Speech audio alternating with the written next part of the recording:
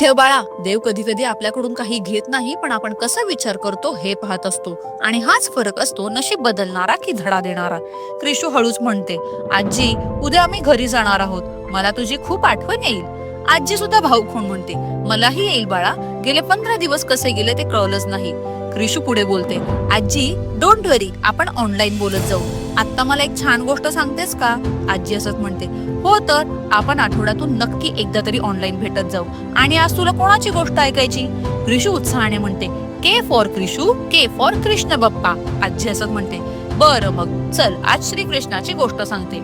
एकदा श्रीकृष्ण आणि अर्जुन चालत चालत कुठेतरी जात होते. रस्त्यात त्यांना एक भिकारी दिसला. तो भिक्षा मागत होता. अर्जुन म्हणाला, प्रभू, हा भिकारी भिक्षा का मागतो? कृष्ण हसून म्हणाले, तूच विचार त्याला. अर्जुन यांनी भिकाऱ्याला विचारतात, भाऊ, तू भिक्षा का मागतोस? भिकारी म्हणतो, साहेब, मी फार गरीब आहे. अर्जुन दयाळूपणे त्याला भरपूर सोन्याची नाणी देतात आणि म्हणतात, आता कधी भिक्षा मागू नकोस. भिकारी मनातल्या मनात खुश होतो.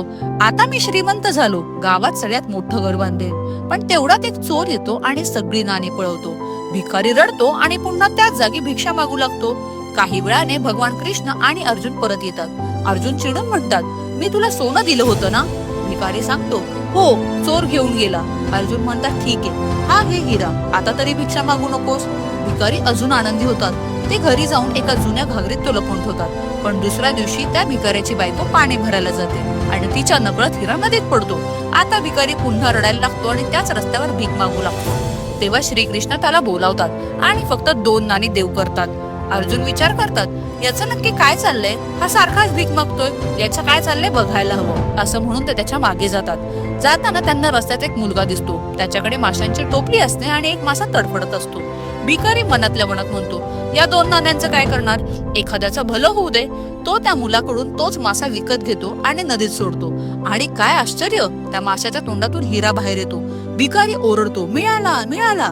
तेवढ्यात चोर येतो. घाबरून म्हणतो, ओरडू नकोस, तुझी सगळी सोन्याची नाणी परत घे, नाहीतर लोक मला मारतील. आता भिकाऱ्याकडे हिरा आणि सोनं दोन्ही येतात. अर्जुन आश्चर्याने कृष्णांना विचारतात, प्रभू, हे कसं? कृष्ण म्हणतात, तू सोनं दिलंस, तू हिरा दिलास, पण दोन्ही वेळेस त्याने स्वतःचा विचार केला. पण जेव्हा मी 2 नाणी दिली तेव्हा त्याने इतरांचा विचार केला, म्हणून मी त्याचा विचार केला. आजी क्रिशूला बघून म्हणते, बाळा, देव आपली परीक्षा आपण किती देतो यावर नाही, तर कशासाठी देतो यावर घेतो. क्रिशू म्हणते, आजी, मी ही गोष्ट कधीच विसरणार नाही. आजी म्हणते, म्हणूनच चांगुलपणा कधी वाया जात नाही. मित्रांनो, ही जर गोष्ट तुम्हाला आवडली असेल तर आताच ही रील लाईक, शेअर आणि सेव्ह करा. आणि अशा गोष्टींसाठी या अकाउंटला लगेच फॉलो करा. उद्याचा रील मिस करू नका.